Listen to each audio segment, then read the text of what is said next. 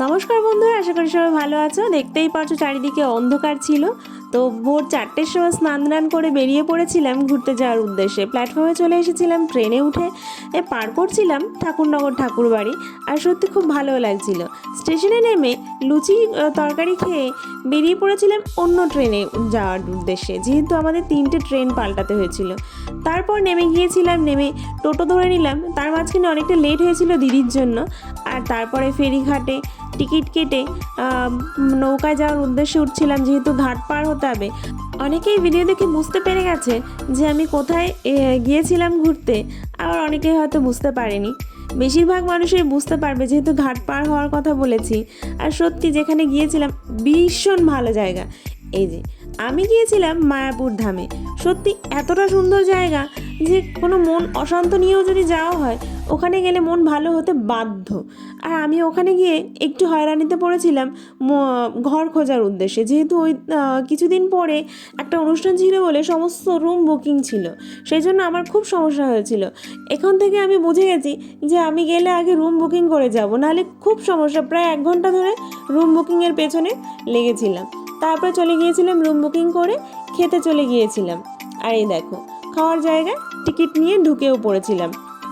আর এক একটা ভবনের এক এক রকম টিকিটের আর মূল্য থাকে। আবার কোনো জায়গায় ফ্রিতেও খাওয়ার দাওয়ার দেওয়া হয়। তারপরে সবাই মিলে লাইনে চলে গিয়েছিলাম। প্রথমে প্লেট দিয়ে দিয়েছিল, তার উপর পাতা দিল, আর একে একে সব কিছু দিয়ে দিচ্ছিল প্রসাদ হিসেবে। ভাত, তরকারি, তারপরে পনির ছিল, রুটি ছিল, পায়েস ছিল, বেগুনি ছিল, কারো কারো কুমড়োর চপও পড়েছিল। কিন্তু আমার ক্ষেত্রে বেগুনি পড়েছিল। সবাই বলছিল তোর কি পড়েছে, তোর কি পড়েছে। আর সত্যি প্রসাদ হিসেবে যে খাবারটা দিয়েছিল খুবই ভালো লেগেছিল। আর এখানে গেলে মানে অন্তত কার কার ভালো লাগেনি এরকম কেউ পাবে না, প্রত্যেকের ভালো লাগে। আর বিশেষ করে সমস্ত মানুষ একবার গেলে অন্তত বলবেই যে না, আমি আবার যাব। আর প্রসাদটাও খুবই ভালো লাগে। সন্ধ্যা আরতির যে বিকেলের সময়টা, সন্ধ্যার সময় যে সন্ধ্যা আরতিটা হয়, ওটা দেখে অন্তত আমি মনে হয়েছে যে সাক্ষাৎ শ্রীকৃষ্ণ ওখানে দাঁড়িয়ে আছে, এতটা ভালো লেগেছে। তারপর চলে গিয়েছিলাম আবার খাওয়া দাওয়া করে নবদ্বীপের দিকে। আবার ঘাট পার হয়ে নবদ্বীপে গিয়ে ঘুরতে যাওয়ার উদ্দেশ্যে চলে গিয়েছিলাম। আর এখানে অনেক কিছু দেখেছিলাম, সেটা আর বিবরণ বললাম না। শুধু ভিডিওটি দেখতে থাকো। আর যদি আমার এই ভিডিওটি ভালো লেগে থাকে তাহলে অবশ্যই একটা লাইক, কমেন্ট, শেয়ার করে দেবে। যদি আমার চ্যানেলটিকে পছন্দ হয়, চ্যানেলের ভিডিওগুলোকে পছন্দ হয়, তাহলে একটু সাবস্ক্রাইব করে দিও। তাতে অন্তত আমার খুব ভালো লাগবে। আর বেশি কিছু বলবো না, শুধু ভিডিওটি দেখতে থাকো। আমি যতটুকু দেখতে পেয়েছি, একদিনে অতটা দেখা সম্ভব হয় না, তবু আমি যতটুকু দেখেছি অন্তত ভালো দেখেছি। আর যেটুকু বাকি আছে সেটুকু দেখতে আবার যাব।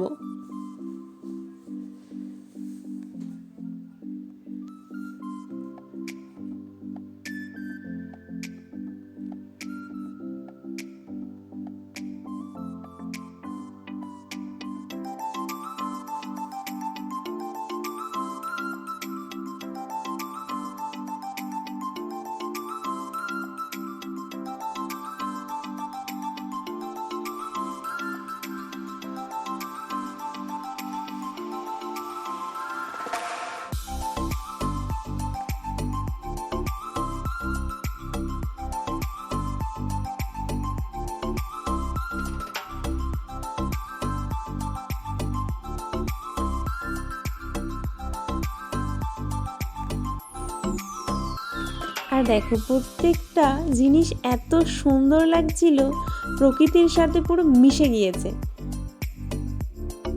এই ভিডিওটি কার কেমন লেগেছে অবশ্যই কিন্তু কমেন্ট করে জানাবে, তাহলে আমি বুঝতে পারবো যে না, এই জায়গাগুলির প্রতি কার কার কেমন টান রয়েছে আর কেমন কার ভালো লেগেছে।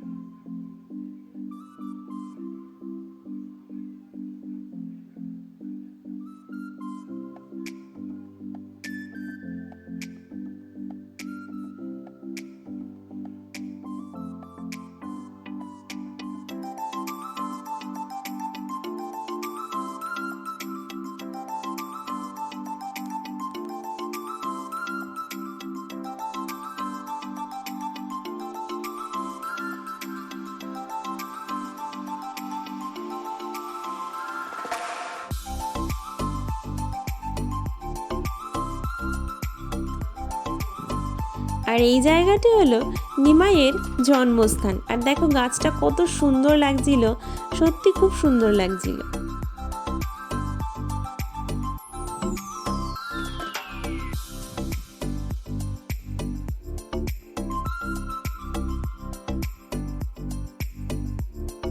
আর ওই দেখো চলে গিয়েছিলাম তারপরে সোনার গৌড় দেখতে।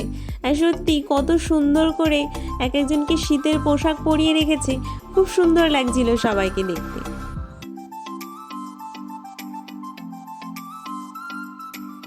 তারপর বোটে উঠে সুন্দর পেয়ারা মাখা কিনে দিয়েছিল মামা, সেটা খেতে খেতে আমরা গঙ্গা পার করলাম। আর এইবার আমি আসার সময় দেখলাম খেয়াল করে যে সবাই বলে গঙ্গা যমুনা দেখা যায়, সত্যিই আমি এবার দেখেছিলাম।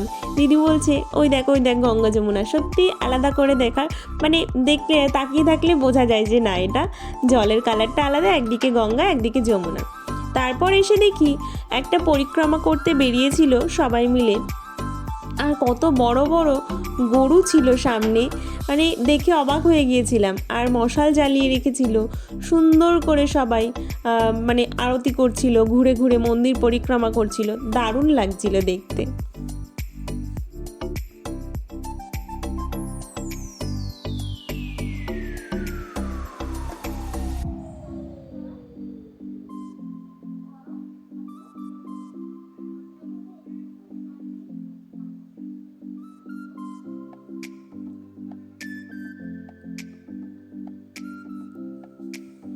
তারপর একটু আশেপাশের যে দোকানগুলো আছে সেগুলো ঘুরে দেখছিলাম।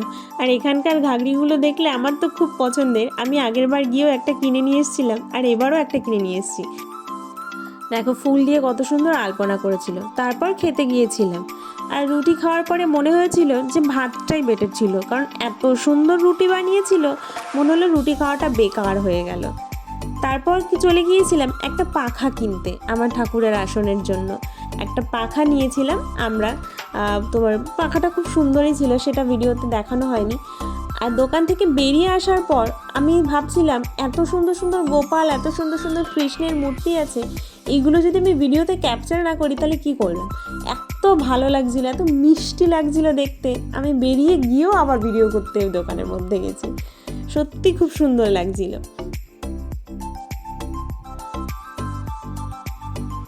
দোকানটা অনেকটা বড়ও ছিল, মন্দিরের পাশেই গোপালের ড্রেস থেকে শুরু করে শীতের পোশাক সব কিছু আছে। তারপর রুমে চলে এসেছিলাম, মন্দিরের ওখানে যেহেতু আমি রুম পাইনি তাই খানিকটা দূরে রুম নিতে হয়েছিল।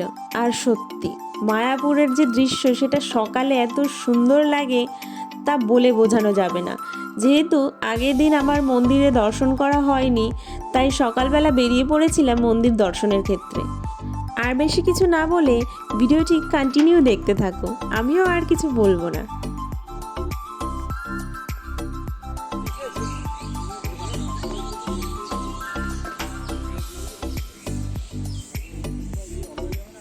আর এই দৃশ্যের ক্ষেত্রে অন্য কোনো দৃশ্যের কোনো তুলনা হবে না, জাস্ট ওয়াও।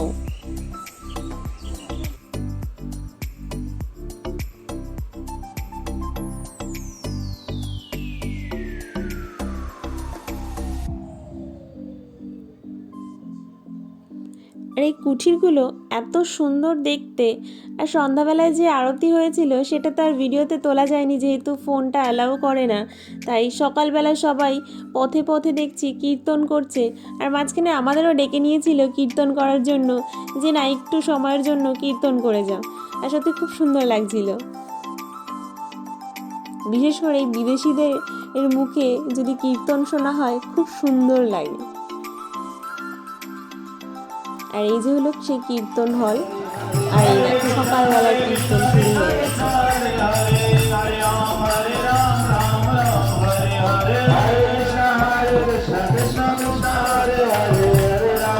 আমরা হেঁটে যাওয়ার পথে আমাদের আবার এই কীর্তনের দলে ঢুকিয়ে দিয়েছিল যে একটু কীর্তন করে যাও।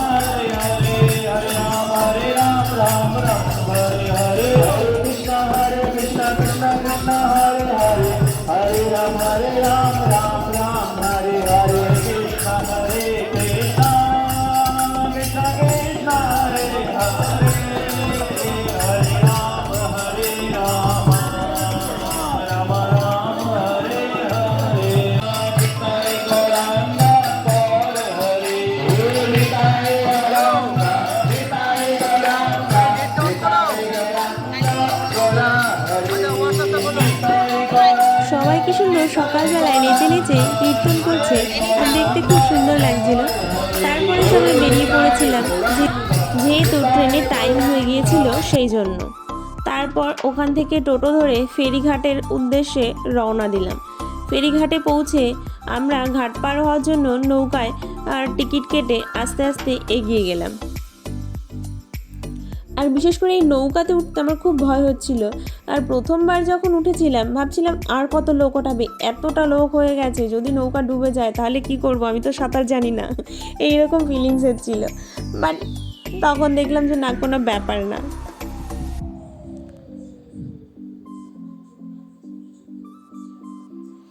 আর এখানে গিয়েছিলাম আমার মা, মামি, আমার মাইমা, দিদি, ভাগ্নে, মামা, মামি আর একটা ভাই, অনেক লোকই গিয়েছিলাম। আর সত্যি ভালোই কেটেছিল, আর ইচ্ছা আছে যে আবারও যাব। আর ভিডিওটি কেমন লেগেছে সেটা না বললেও একবার অন্তত কমেন্টে হরে কৃষ্ণ বা রাধে কৃষ্ণ কমেন্ট করে যেও।